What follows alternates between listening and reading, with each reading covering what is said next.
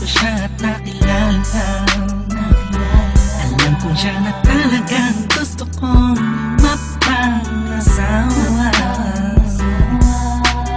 Di ko po kayang mawala pa siya sa'kin. Lahat ay aking hahamakin para sa pagmamahalan naming dalawa. Pagkat siya lang po ang nagpakita ng tunay na kahulugan ng pag-ibig sa'king magbigay ng saya sa araw-araw naming pagsasama.